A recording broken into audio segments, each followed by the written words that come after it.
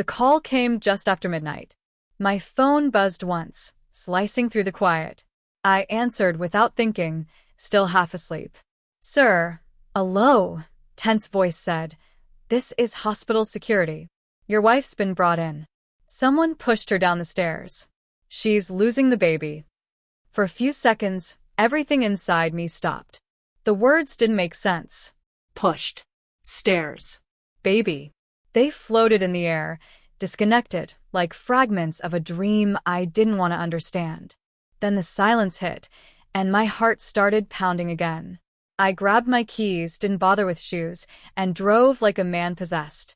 When I reached the hospital, the fluorescent lights burned too bright against the sterile, white walls. The air smelled like antiseptic and metal, sharp enough to sting the back of my throat. A nurse met me outside the operating room. Her eyes wouldn't quite meet mine, and her hands trembled slightly as she spoke. "She said something before surgery," she whispered, "about her first husband." I frowned, confused. "Her first husband's been dead for 5 years," I said. The nurse looked away. That's what she said too. An hour later, Emily was gone. The doctor's voice came to me like static through fog, words like internal bleeding, trauma, too much loss. I didn't hear the rest. I just stared at her hand, pale and still, resting on the sheet.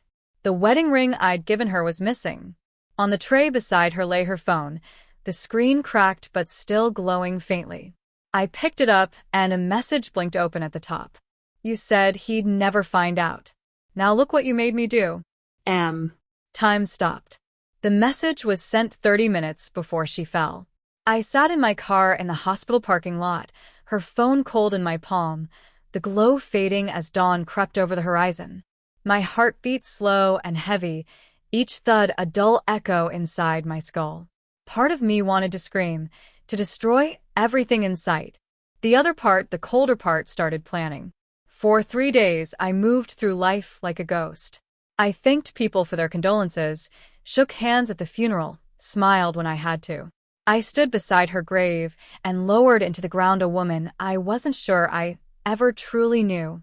Then, at night, when the world was silent, I went through her phone line by line, message by message. Months of conversations. Always M. Hidden code words. Small money transfers. Photos.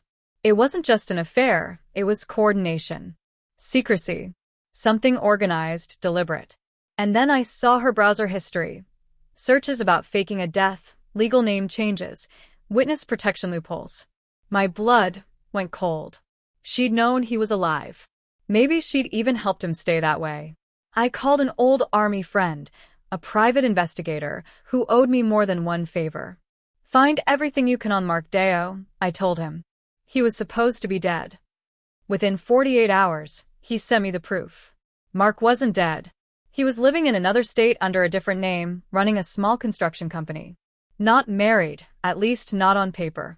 But every few weeks, small amounts of money from Emily's account were wired to his, cleaned through offshore accounts. She'd been funding him all along. Out of guilt, maybe. Or fear. Either way, he'd found her again. The police called it a domestic incident gone wrong. They didn't look deeper. They never do when the only witness can't speak. But someone had seen something.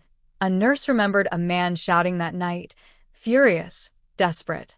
He'd stormed out just before security arrived. His description matched Mark. So yes, he was there. He'd pushed her. But one question wouldn't leave my mind. Why come back after all these years? If he'd been hiding, why risk exposure? Unless he wasn't hiding anymore. Unless he wanted to be found. For nights after her death, I drove to his city. Checked into a cheap motel across from his building. Rain streaked the window as I watched him move through his apartment. Older, slower, soft around the edges, the kind of man who thought he was safe again. I didn't approach. Not yet. The next morning, I found his landlord, told him I was a cousin visiting from out of town. Slipped him a $100 bill for access to the mailbox. Inside was one envelope, corners worn, handwriting unmistakable Emily's. "You promised no one would get hurt. He loves me. Please stop. Let me go." The letter was dated the same day she died. I read it twice, maybe 3 times, then folded it carefully and slipped it into my coat pocket. That was when I finally understood. She had tried to leave him. He hadn't let her. That night, I parked across the street again. Watched him through the window, pacing, drinking, shouting into the phone. Still free. Still breathing. I didn't want to kill him. Death would have been too easy. I wanted the world to see him the way she had, unmasked, exposed. So I built my own case. I gathered every piece of evidence. The letter, the messages, the money transfers, the hospital footage showing him outside the emergency wing, red-faced, pacing, whispering into his phone. She fell. I didn't mean it like that. That one sentence was enough. I sent everything to the district attorney's office. No threats. No name. Just the truth. Then I waited. 3 days later, they arrested him. Charges of manslaughter, fraud, and identity theft. His face filled the news cycle. Orange jumpsuit, hollow eyes, the look of a man who thought he could outrun the past but finally ran out of road. The world called him a con artist who faked his death to escape debt and ended up destroying 2 lives. I didn't smile. Didn't celebrate. I just turned off the TV and sat in the dark. It's been 6 months now. I still carry the ultrasound photo in my wallet, not for sentiment, but as a reminder. A reminder that love can hide lies deep enough to look like truth. Sometimes I visit her grave. I don't bring flowers. I don't speak. There's nothing left to say. She lied to me. She helped him. But in the end, she tried to stop him.